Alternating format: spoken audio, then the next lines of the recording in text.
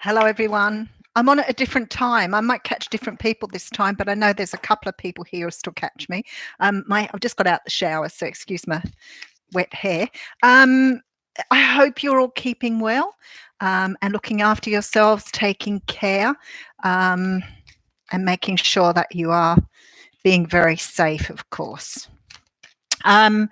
I thought I'd talk about something that happened yesterday because I thought it was really beautiful. My daughter had to go to the doctors, and I sort of felt a little sad for her going on her own. And we do live in different houses, but anyway, I picked her up and took her to the doctors, and I was sitting in the car waiting for her. So the doctors now, what they're doing is they are asking you to wait in your car, and then when they are ready for you, they give you a call on the phone, or they come around to the cars.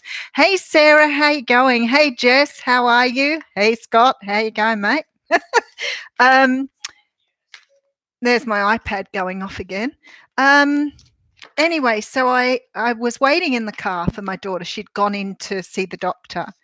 And people kept walking past the car and kept really like turning and seeing me in the car and just giving me the biggest smiles. And I thought, how nice is it that none of us are close? We have no social distance, but also, I'll come and talk to you about that in a moment, Sarah. And I thought it was amazing to think that even though there's distance, even though that everything is going on in the world, that everybody was sharing these beautiful smiles. And it was sort of like, it was so really beautiful because it was really, really reassuring, in terms of sort of, we know that there's a distance, we know that there's a danger, but we're still communicating in some way, shape or form. How are you, Gigi? I didn't realize you were going through your chemo alone. So you got surgery on Monday too. Oh, this is really hard, isn't it? Yeah, people always say hello when I go for walks, Scott. It's always been that way, but this wasn't about that. This was a bit different. It was sort of like people were really acknowledging what was going on. It was a real, even though it was a smile, it was real communication at a different level. Very, very beautiful, really. And I sat in the car when my daughter came back. I said to her, I've never seen so many people like openly smile when I've just been sitting there doing something. So it was really nice. So I thought that was just a beautiful thing for yesterday. People are beautiful, and I do believe you, Sarah. I do think people are, mostly good. Of course, we come across people who are very, I try to be kind. I understand there's a lot going on at the moment, and I do understand people are fearful and scared. But there's also something to be said with responsibility because we're all going through the same thing. None of us are any different. And Sarah, my heart goes out to you. Hey, Haley. My heart goes out to you at the moment. I think doing this on your own, it must be really hard, to go through this alone. So, if you feel that you need to have a chat anytime, or you feel that you need a little bit of support, please give me a call. I've gone through with a couple of people lately who have been doing the same thing, and I won't go into it on here, but I know how hard it would be to do by yourself, and my heart goes out to you. But flick me an email if you feel that you'd like to talk about it. So what was I up to? I was going to pull a card for you today. I was going to read a poem, and then I was going to read from the book, and then I thought, no, you know what? Let's read a card today. So I'm going to ask Spirit to give us a card. And straight away, look at that, and it's Loyal Heart. So let's have a look at that. It's card 35.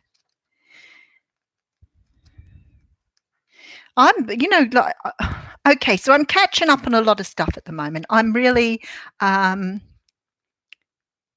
was sweet, Scott. I've been watching a lot of Joe Dispenza, and I've just got his book. Oh, that's beautiful. Thank you guys for being so lovely. I got Joe Dispenza's book, Dr. Joe Dispenza's book through, and I've been watching a lot of him lately, which is really good because there's been a lot of messages there for me around the thinking and the worrying and those sort of things. So I've been really enjoying his books. He wouldn't be everybody's cup of tea, but I'm really enjoying him at the moment. And I just bought his book, so I got a book to read. The thing is, when you're first sort of got time to yourself, you want to do so many things. So at the moment, I'm like, yeah, I want to get some groups together. So a lot of people have been asking me to run. Oh, good. Yeah, so do I. I'm totally into him. Talks. I love the way he makes things so. And I know people want me to run groups, and I've said to people I would try and get some groups together. I'm just working out because I don't want to have big groups of people. I just want to have some small groups for people, so that we can run them at a reasonable cost and do some of the things that people have been asking me to do. So I'm going to try and work those out this week and work out some sort of plans. Some people have been asking about the tarot groups to learn about tarot reading. And I probably, as much as I'd love to introduce the tarot, I think it's really important to learn how to read the tarot and trust the messages you're getting. So I'd like to sort of do some tarot stuff, but I'd also like to do some psychic stuff. And other people have asked about some of the stuff I talk about with attachment and abandonment issues and releasing ties from people. So I'd like to do a little bit of work around that. So I'm hoping I can get some of those groups organised this week and just keep them fairly small so that we can be intimate and people can feel trusting of each other. Okay, so we got the card of Loyal Heart. That's beautiful too. Okay, so this is about fidelity, loyalty, and devotion. Evidence of loyalty will appear in your life. Others will prove they are faithful to you, and you will in turn commit fully to them. There is a sure and abiding certainty in your heart. Know that Spirit is always loyal to you, no matter the outer circumstances in your life. Trust and have faith, for you are eternally loved, always divinely protected, and divinely directed. I think this is really beautiful because this is talking about success. And the return on that. The prosperity message talks about long-term loyalty to your goals and being able to bring your aspirations around to have success in your life. So that's really nice. So I guess a lot of people are going through things at the moment where they're starting to evaluate, reevaluate their life, as many of us are. And of course, I talk to people all the time. It is on point, Sarah. I'm totally with you there. You know, Spirit is always, I'm amazed sometimes at the way the readings come out. It doesn't matter. Hey, Janet, how you going? It doesn't matter what the readings are. They seem to be able to just sort of womb in with those oracle cards. And I watch other readers do it too. And as much as I've been doing it a really, really long time, I feel sometimes that it surprises and takes my breath away. So the other thing somebody asked me the other day is if I do some talks on twin flames, because a lot of people are experiencing the twin flame journey at the moment.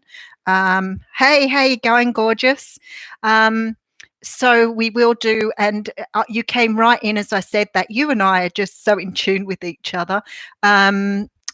The twin flame thing. So I want to talk about twin flame soulmates, but I want to make it interactive. So we'll have to do it at a time when everybody's on board, and I will need somebody just to keep it. I can watch the comments at the moment because there's not too many. There's only like 20 people here, so that's fantastic.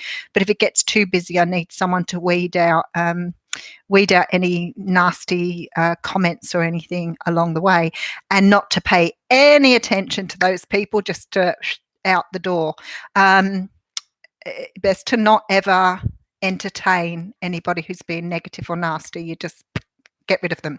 And we will do that along the way. Hey, blessings from Texas. How are you, Moni? So we will do that. And I'm thinking what I might do. Oh, twin flame journey. Yeah, yeah.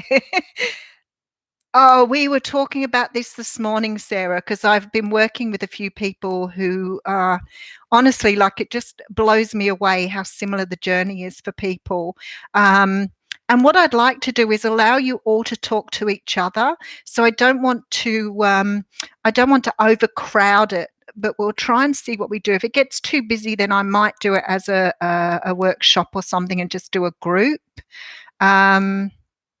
You don't know how to be an admin thingy, or you're gorgeous. The twin flame journey, I'm past the driving me nuts thing, Scott. I'm to the point where I'm quite content, quite happy just to move on. I don't have the attachment anymore. I've got past that. So there's lots of things I've worked on.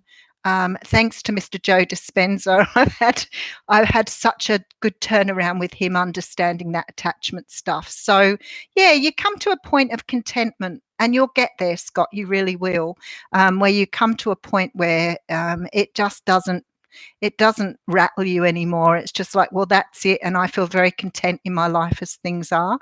But we're all on the same journey, and that's the thing that blows everybody out. There you go. You do get past the attachment. Thanks, Sarah. That's exactly what I was just saying. You do get past that attachment. The attachment's what you've got to work towards, because when you get to the true or the pure love point, the attachment goes, and all that's left is this pure love, and then you can understand that. The book about the attachment, there's a lot of stuff on attachment out there, but what Joe Dispenza talks about is allowing the past to go, being able to release the past, and that's where it came to. And I think with some of his meditations, once I started doing some of those, I was able to release the energy, which is so much better. You don't release the love doesn't go. The love is there anyway, but you definitely release the energy, which is so much easier to manage then. Because it is confusing, and I agree with Scott. It is quite a nutty journey. Yeah, see, someone else said it's taken them 3 years to get to this point. And I've spoken to people who've been doing it for a lot longer. And love does really conquer all. Once you get to the point of just trusting and knowing that it's just there, there's nothing you can do. You just have to, get on with your own life and just sort of leave it in the background. The love doesn't go anywhere, but you can get past the energy of desire, want, and outcomes. You can't release the love, Scott. If it's meant to be there, you can't release it. You're releasing the energy of an outcome. So you're releasing the outcomes. And that's what it's all about, because as human beings, we want to visualize, how is this going to turn out? Why can't I be with this person? I desire them so greatly in a very physical way, and I can't be with them. So we keep visualizing what we want from it, and that is where we need to let go. Because we can't predict the outcome. We can't predict when it's going to happen, but there's a lot more to it than that. But it takes a long time to do. So it does sound twee. You do have to grow and love yourself. And it is about growing yourself, because that's the whole idea of the twin flame connection, is you've got to focus on the growth. Well said. And a lot of people don't get that. And it's really difficult for people to understand that sometimes twin flames aren't meant to be together, but they are meant to create the growth within each other. And that's where the love comes in, that strong feeling. Yes, you do. You feel them in your life all the time. It's really a funny feeling sometimes, because it's almost like they're there with you in the room, and then there's nobody there. So the I don't want to say the attachment, because it isn't the attachment. It's the awareness of having their energy around you all the time that is very difficult to get. That part of things is very difficult to get rid of. But that's part of it all, and it is a beautiful journey. And I think that once you get around to the part where you're realizing what a beautiful journey it is, and you can let go, and it's just love, yes, and that's the big thing. Yeah, I agree. But anyway, I wasn't going to stop and talk about this today. So what I'll do is I might put up something on the YouTube channel and work out what we're going to talk about. I love him to bits, but yeah, that's not much you can do, is there?